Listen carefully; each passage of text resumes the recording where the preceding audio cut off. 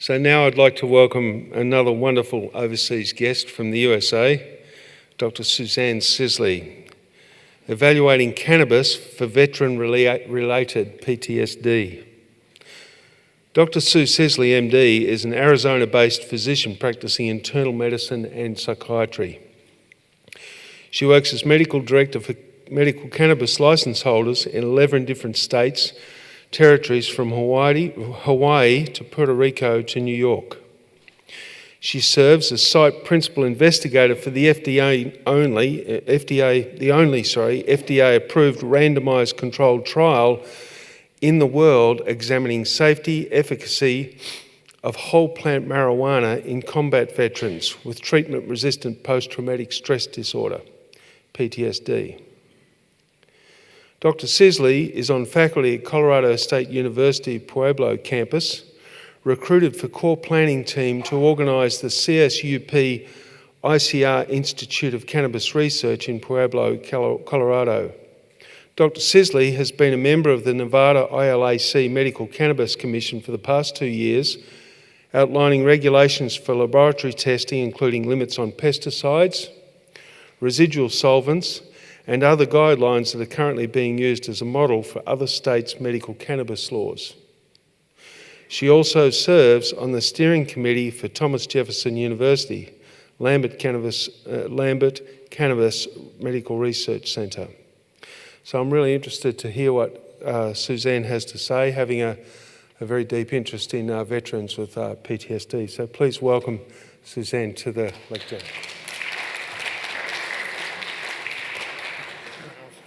Thank you so much. My hat's off to all of you guys for showing up this morning, the early shift here.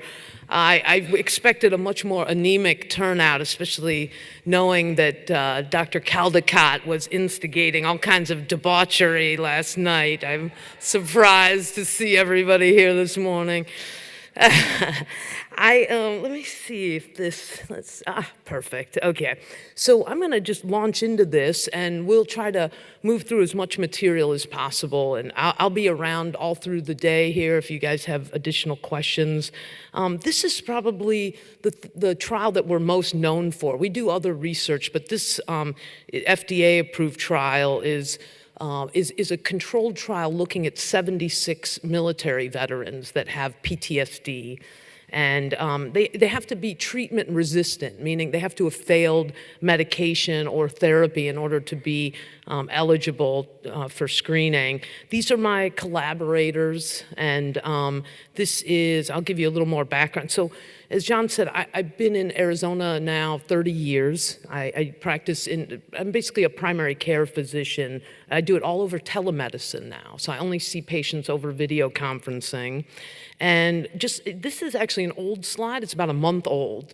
So it's true that I don't own any interest or equity in cannabis in grows or dispensaries. So I'm not part of the industry, and I don't write recommendations for cannabis. I'm just interested in the science. But what's old is that I've never tried cannabis. My entire life, I've never used cannabis until a month ago. I'll show you this. This is the first time I've actually disclosed this, but my Australian friends here, I'm so enchanted by all you guys, I decided to share this publicly. So I just got diagnosed with invasive breast cancer a few months ago, and I went through the whole treatment regimen, surgery, radiation, but I decided to forego chemo and try high THC oil instead. So I'm in the midst of this, and I wanted to mention, this was an opportunity for me to introduce this group called Doctors for Cannabis Regulation. So we're a charity we launched a couple years ago to try to create a safe harbor for physicians to talk openly about the need to end the harms of criminalizing cannabis and to end prohibition worldwide. And so what we're working with physicians in all countries, and we wanted to invite you to join this campaign here. The website there is dfcr.org, and you can read more about the Declaration of Principles that we've developed and other efforts. But I bring this up because I think one of the challenges we have is that a lot of folks continue to use cannabis covertly. We need more people to talk openly, to come out of the shadows and admit that they're using this. And I think that will, create a groundswell of further public pressure. So now I wanted to mention too that I've been taking care of military veterans now for 20 years. And I was on faculty at the University of Arizona Medical School in excellent standing for almost 10 years until I became the principal investigator on this marijuana trial, which put me at odds with a university administration that did not value this work and really was, adamantly opposed to hosting any of these kind of trials on campus. And ultimately, we were terminated. Me and my research was terminated from the U of A, but it turned out to be an incredible gift. We saw physicians from all over the world condemning this decision. People like Andy Weil, many of you probably follow him. He's been, interestingly, Andy is a department chair at our medical school. And so for him to condemn, he wrote this open letter to the media condemning the president's decision. And for me, this is one of my proudest professional achievements, being able to stand up to an administration that was so short-sighted. And fortunately, that president is now resigned in a cloud of controversy. So we feel very vindicated. But the good news is we ended up getting years of media coverage talking about the barriers to cannabis research. So it spurred on a lot of enlightenment about the myriad ways that our government has been systematically impeding cannabis research over many decades.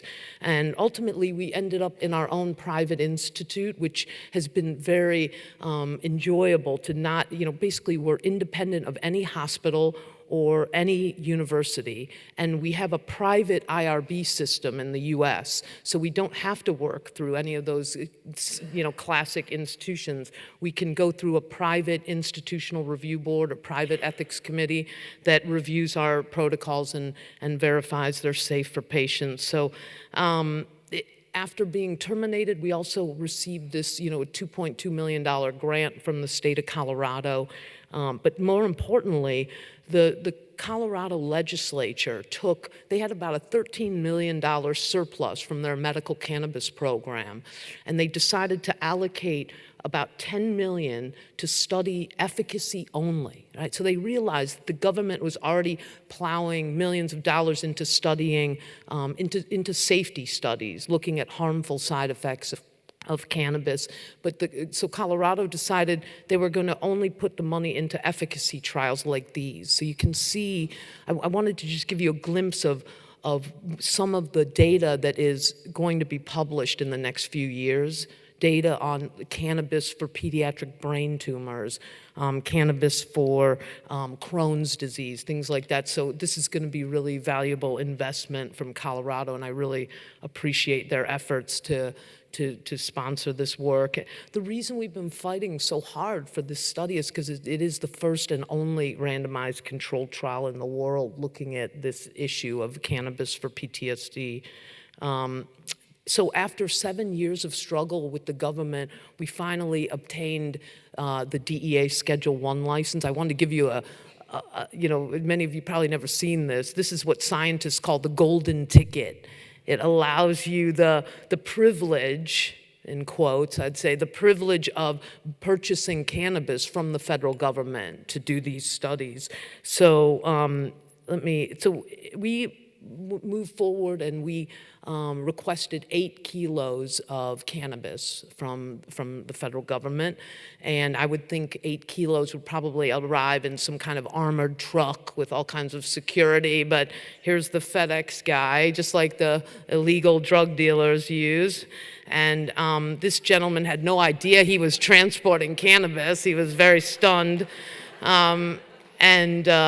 And this is what it looks like. It's sent to us frozen in these sandwich bags. These are, Ziploc bags that are labeled with whatever the batch description is. And you're required to pour them out and weigh them for the DEA, for the drug accountability logs. So when I poured it out, it's just like a green talcum powder. It's very bizarre consistency. And you dump it in, it poofs up in the air, this cloud of green green powder. And And this is, essentially what what people are concerned about, that the quality of the study drug that we're forced to use for controlled trials is questionable. And it doesn't, when I looked at it, I said, this doesn't smell like cannabis, doesn't really look like cannabis. And then we proceeded to pursue a lab that could do some testing, because surprisingly, there has not been a single research team in the US that's ever done secondary testing on our federal government cannabis. I know that's probably seems strange to folks, but when I realized how, sorry, God, sorry guys, not sure what's going on there?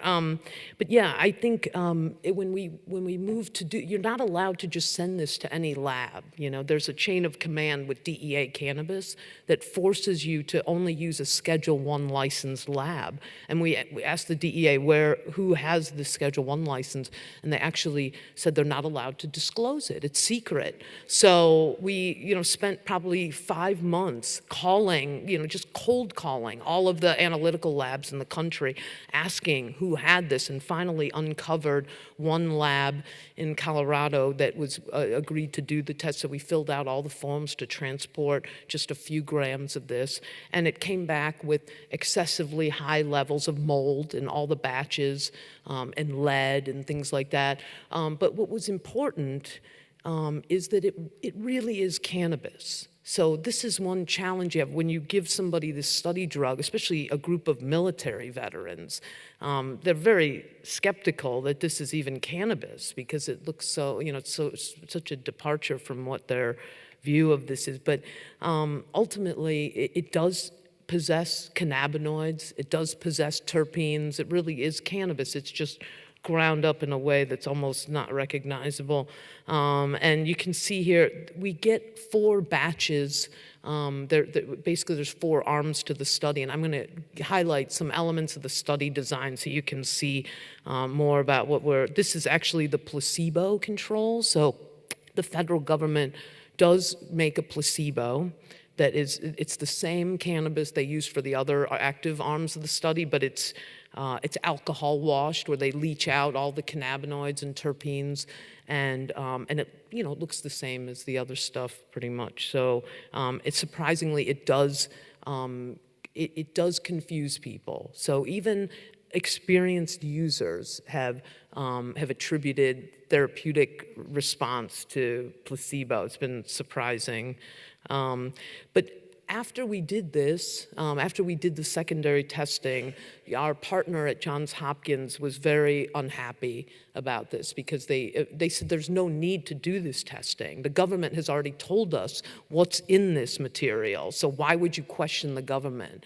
And we said, we were determined from the beginning to be able to do this testing, because we felt it was so essential that we understand more about this. Remember, this is the study drug that we've been forced to use for, over 5 decades.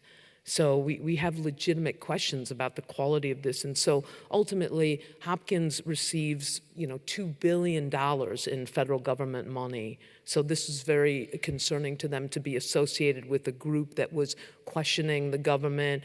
And so they dropped out. And this is just a sample of some of the headlines. There's literally hundreds of articles that went viral.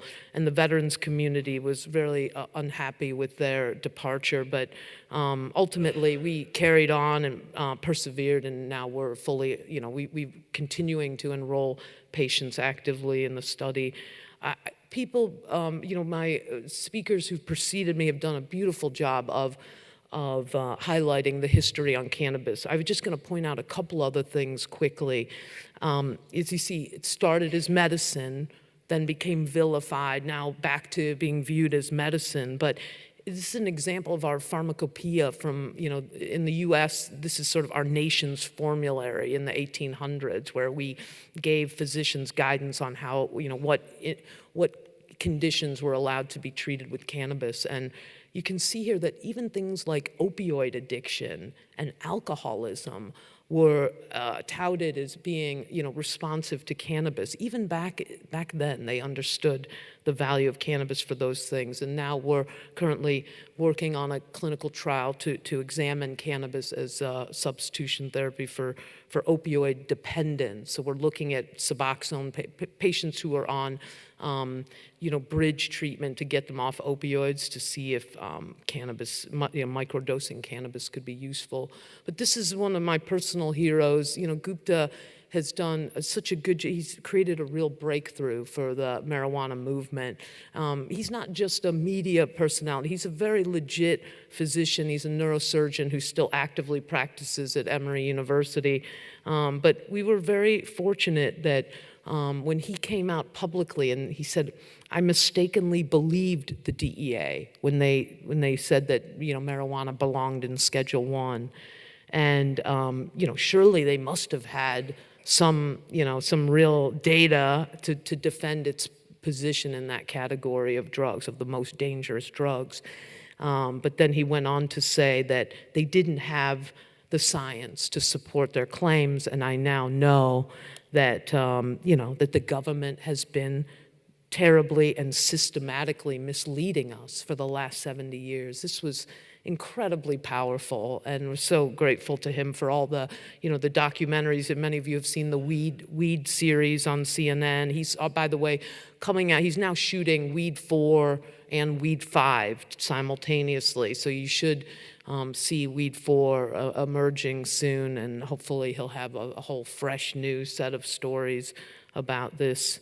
But ultimately, this is how I got interested in the cannabis movement. Was the veterans in my practice were telling me that they were benefiting from this plant. And I was highly skeptical at that time. I'm also trained in a very conservative medical model where we don't view anything as medicine unless it's been put through the FDA drug development process. But suddenly, the veterans were, about 10 years ago, they started, openly, insisting that this plant was valuable for all of these different symptoms, anxiety, sleep problems, things like that. So I eventually couldn't ignore this. It just became to almost a fever pitch where the family members would come in and try to corroborate the story.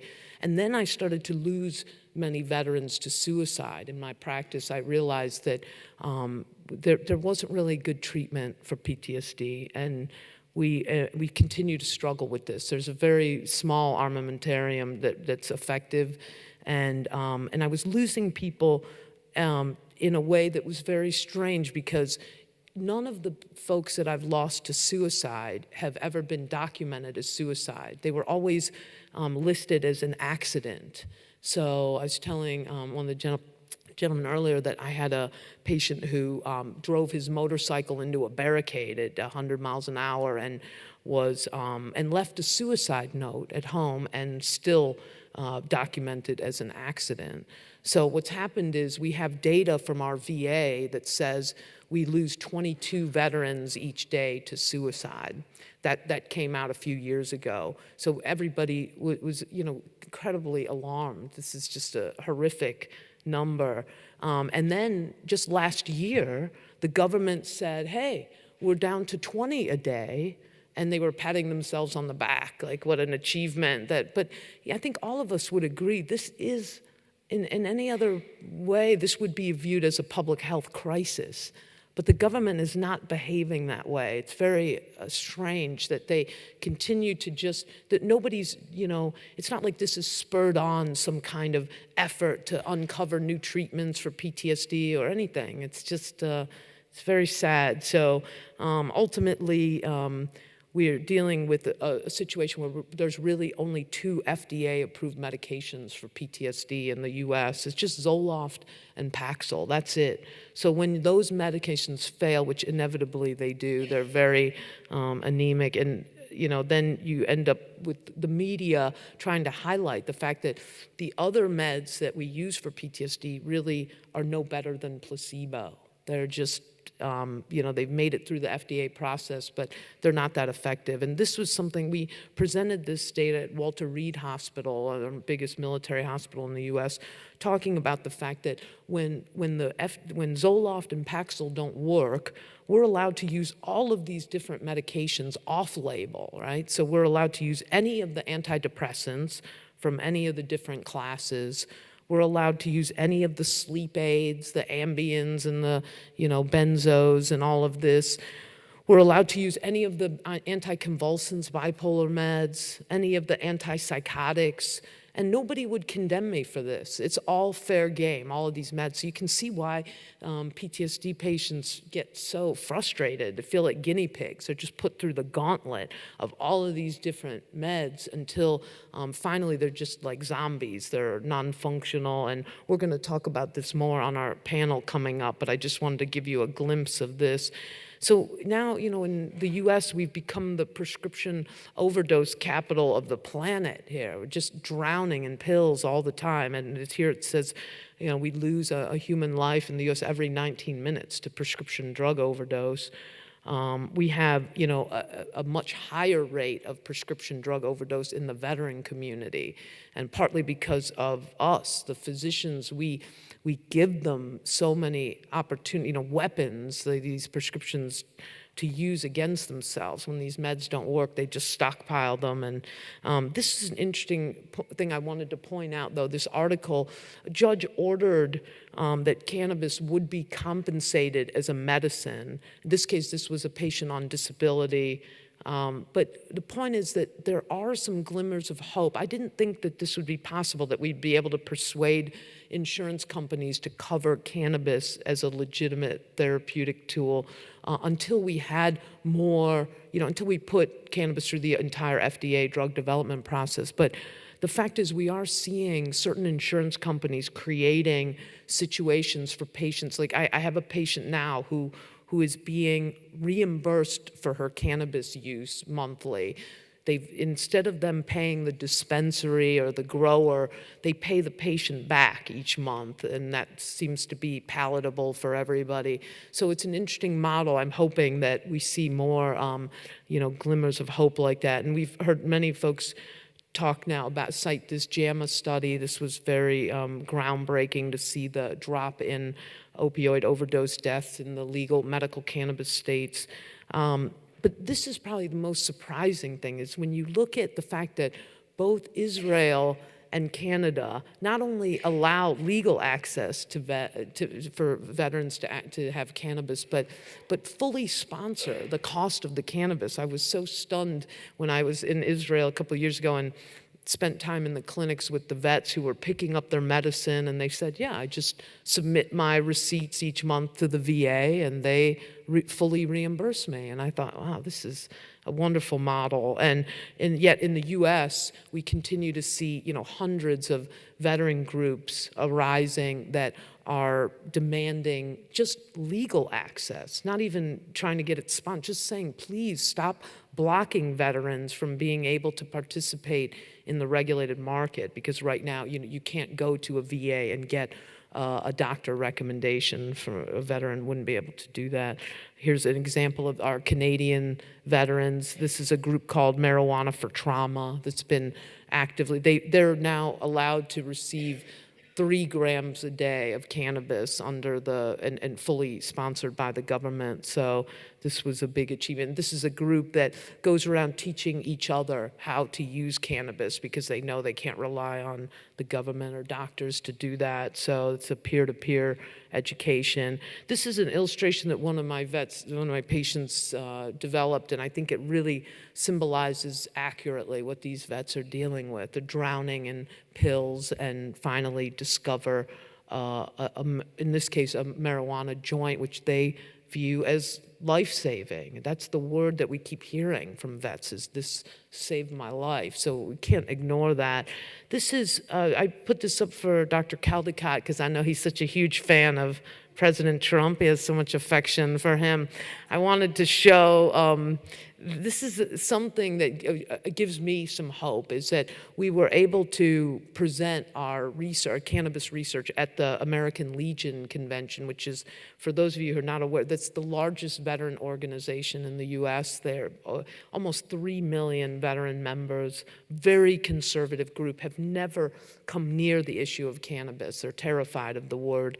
But we finally got them to allow us to present, and we were able to persuade them even to pass a resolution. And this was, I think this will be a real game changer. But Trump, so we were able to present on the main stage with Trump next to us, and he, came up to, this is my best friend, Roberto, who's a Marine vet, and he, they talked about the research and the need for veteran access, and, Trump assured my friend Roberto that he would pave the way for veterans to have legal access to the medicine, which of course has not occurred yet, but we're hoping to hold his feet to the fire. So now, Al, I wonder if you could move me to slide 91. Do you think you can pull that across? I'm going to skip some of these because the other speakers reviewed this really brilliantly. There you go. Yeah, if you can just slide that cursor over. Let's see if this works.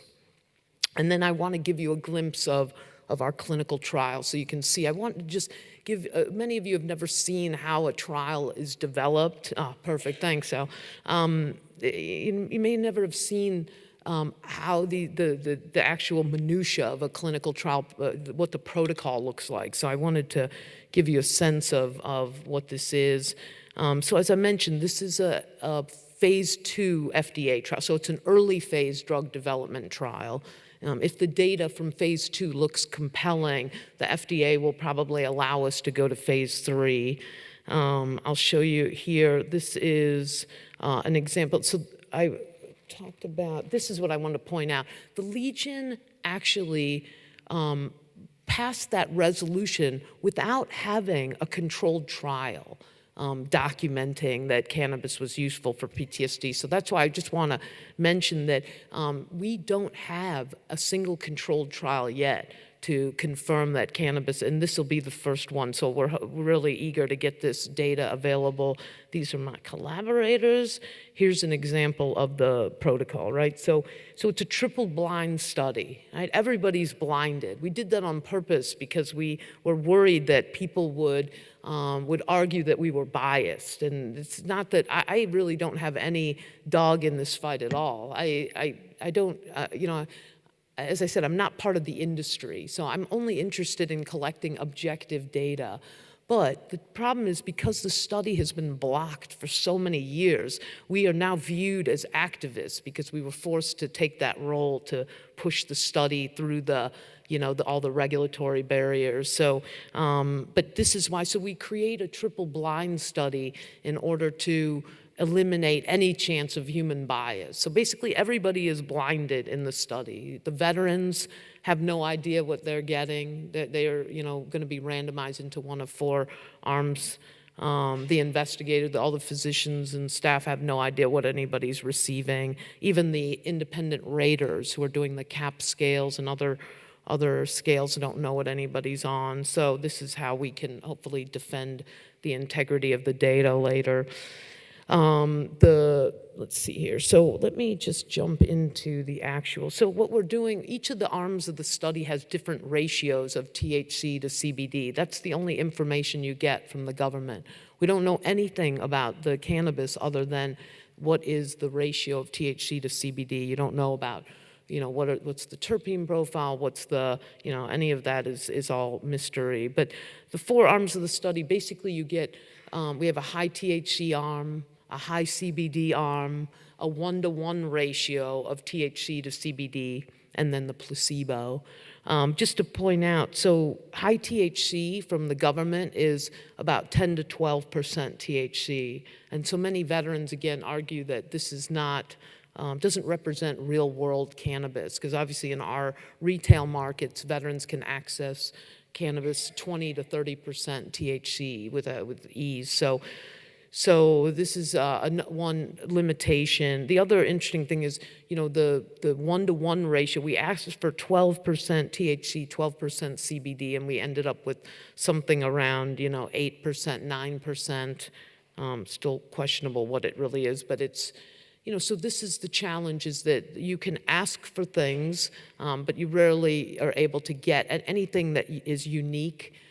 Even the high CBD arm of the study, the University of Mississippi had never grown CBD-rich cannabis when we first requested this, so it took them almost 2 years to get us that.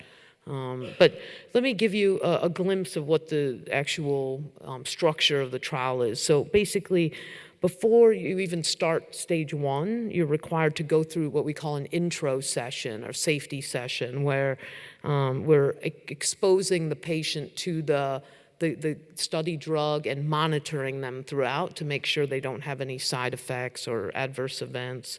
So this is what it looks like, right? A veteran, they get enrolled in the study, and they get randomized into one of the 4 arms. So in stage 1, they could be randomized into placebo. But basically then they're given the study drug to go home with. They actually self-titrate from home, and that was important to us. That was something we had to fight for, because the government, the FDA was adamant that this was dangerous to allow people to go home with this, and we said, this is the model that we want to examine, is a patient self-titration. So fortunately, ultimately, we were able to persuade the DEA that this was the right approach, and they allowed us to give. So basically, the vets get up to, it's basically about 2 grams a day, which is essentially about 2 rolled joints, right? And that was just a guess we took from interviewing vets and finding out what on average is the amount they use. But we're going to hopefully get a better sense of that through this study. What exactly did they need from week to week? And then after 3 weeks of home self-titration, they're cut off the study drug. So they will be abstinent for a full 2 weeks, and we'll be monitoring them to see if they have any relapse of their PTSD, if they make sure that they're not using anything in between that might harm the protocol. And then this is the crossover part of the study, where they're then re-randomized into a brand new variety of cannabis. So if they were on, let's say they were on high THC in stage 1, then they may end up on high CBD in stage 2, and they won't know, of course. And then they go through the same protocol, home self-titration, just targeting their PTSD symptoms whenever they feel like it. So the vets will tell me, I like to, take 2 puffs at night before I go to sleep. I've been surprised at how little they've needed to manage their symptoms. So it's literally a few puffs here, a few puffs. If I have to go to Walmart, I know I'm going to need a couple puffs. So they pre-medicate before they go to the store. And then, of course, same thing. We cut them off the study drug after 3 weeks and examine how they handle the abstinence period. And then we have an optional stage 3, which we created only as an incentive to get the veterans to bring back their cannabis, right? So we asked them each week to return their unused cannabis, which normally would be highly difficult to get somebody to do that, but we tell them that we'll give that all back to you in stage 3, and this gives us a chance to weigh their marijuana each week and figure out exactly how much they needed. And they're also keeping daily diaries, so we know when they're using it. They're required to document each time they use it. They're required to videotape all of their usage, so they have a community observer at home that tapes their sessions. And this is just a brief example of some of the measures that we're doing. It doesn't, there's pages of secondary measures involved in this study, but you can see the primary outcome measure is the CAP scale, which is the gold standard for measuring severity of PTSD. It's the same standard that the FDA uses to approve Paxil and Zoloft. And then there's all kinds of other measures, like, for instance, we're giving them actigraphy. If you don't know, that's like a portable sleep study, right? We're going to be able to measure their sleep architecture and understand more about how the study drug is affecting their sleep night to night. And then, that we're drawing biomarkers for inflammation, which is something many of the previous speakers have mentioned, that, the impressive anti-inflammatory capacity of cannabis. We know it exists, but we don't have a good handle. We've never been able to quantify that thoroughly, so we're hoping to get a better sense of that. And then I'm not going to go through all of this. Is just basically talking more about the monitoring and just an aggressive amount of monitoring to make sure that patients are safe. And that we're actively recruiting right now. We're about, just so you know, we're out of 76 veterans required to complete the study, we're at 20 right now. So we have a way to go, but we have another year and a half scheduled in order to obtain. So these veterans, it's about a 12-week process for each veteran to go through the process, and they're staggered over the course of 2 full years. So we are very determined. You can see after this many years, it's such a pleasure and an honor to walk into that lab every day and see the veterans, to be able to work with them finally after this long struggle. And we're just so grateful every day that the veterans who've stood by us shoulder to shoulder, kind of helping us kick down the doors of the government and get this study finally implemented. It's been really a wonderful experience. But I did want to point out, let me just show you, I want to finish with this because I think it's so important that you're aware that we still have a tremendous environment in the U.S. that's still very difficult to conduct these trials. And it's interesting to people that even though nobody really believes that cannabis belongs in Schedule I, but yet it's the most difficult drug to study in a clinical trial, even though it's the least toxic of all the drugs in it's easier for me to study MDMA or ecstasy. I'll give you, so if you want to study any controlled substance in the U.S., you have to go through those 3 agencies, which is fine. Nobody's objecting to that. But I think what the issue is, when you look at it side by side, over the last many decades, cannabis has been subject to 2 additional layers of government red tape that only cannabis has to deal with. So when we study things like heroin or MDMA, which we do, my study sponsor, MAPS, has been doing these trials for many years now. And we've shown, with MDMA trials, we're already in phase 3 trials with the FDA, but with cannabis, we're just now starting our very first phase 2 trial. So it just shows you how difficult this is. But these layers of red tape, have no timetable. That's how the government has systematically impeded this work. They've been able to, this Public Health Service review is a redundant review that occurs after we already achieved FDA approval. And it was designed specifically to stymie this work. It's they took 3 years to review our protocol. They required no protocol changes at the end of that 3 years. And yet during that time, 24,000 veterans killed themselves in the US. And we wonder, could cannabis have helped curb this epidemic of veteran suicide? And it's really, and the only reason we got approval from them was because of the Dr. Gupta documentary where, Sanjay Gupta was interviewing the head of NIDA and asking why these studies are being blocked. And just a few days after that aired, I had my approval letter in hand. So it was pretty, it was hard to believe the timing of this. But the good news is that Obama eventually ended that review. So after we got our approval letter, we moved on to demand the government end this review. And we had perfect example of our own study, how this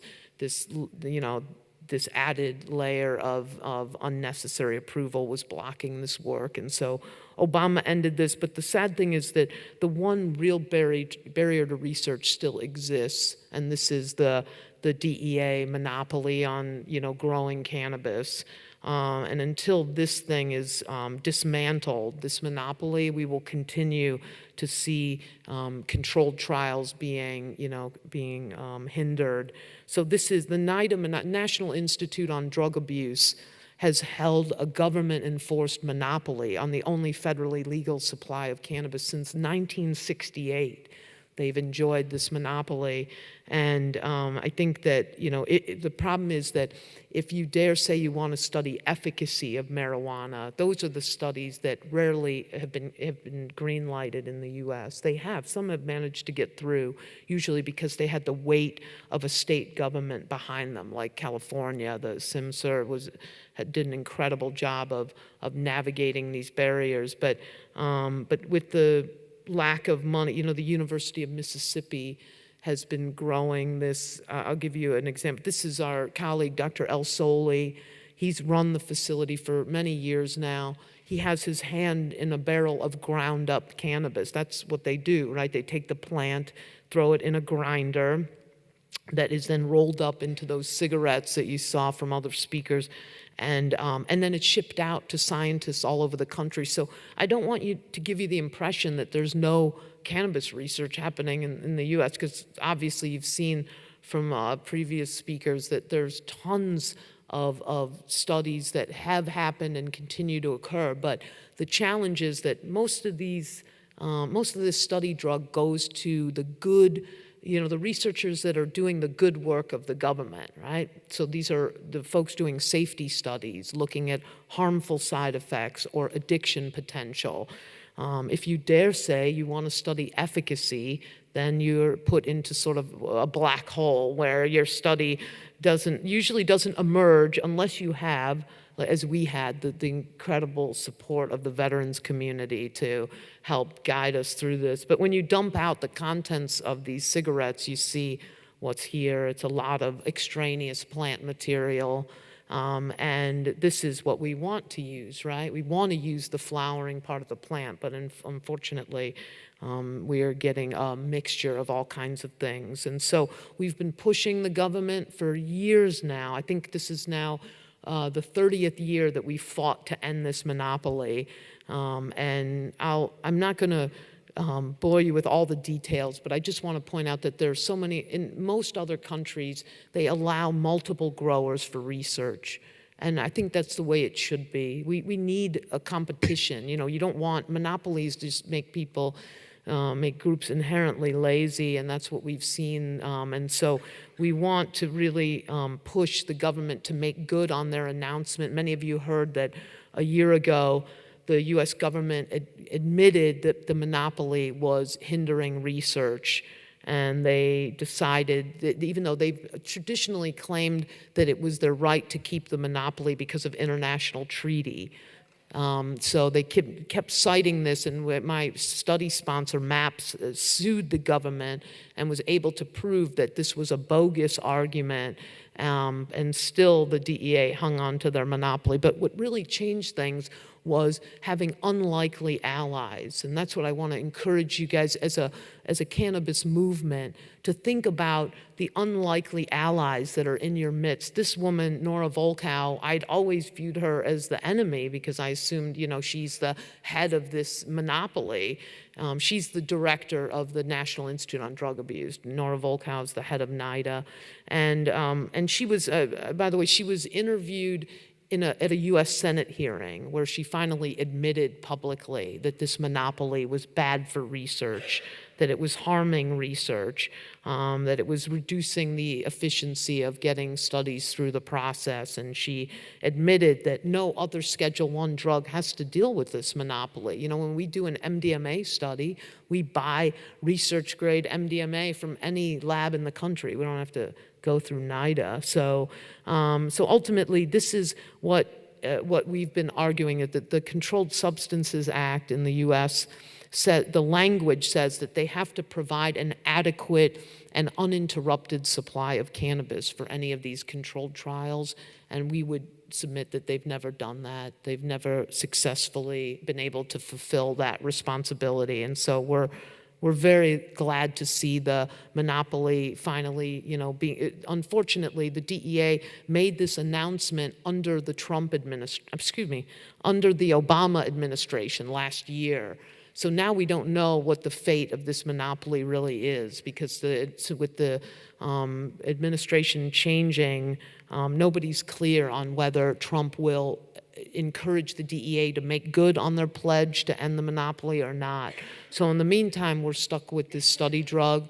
We feel fortunate to even be able to conduct the study, and we're eager to have published data over to you. Probably in the next 2 years, we should be able to unblind the data and begin to analyze it and prepare it for publication. So we'll look forward to coming back and sharing that with you. And I just want to thank Lucy. She's been just incredibly vibrant. And, I would think that she was trying to sabotage me by putting me at 8 a.m. if she wasn't such a beautiful human being. And I'm just so grateful to be part of this. And I'm enchanted by the Australian community, and we look forward to continuing our collaboration with you as we hope to partner with you on research, and we hope to help you continue your efforts to reform public policy here. And that's it. Thank you all very much. I appreciate it.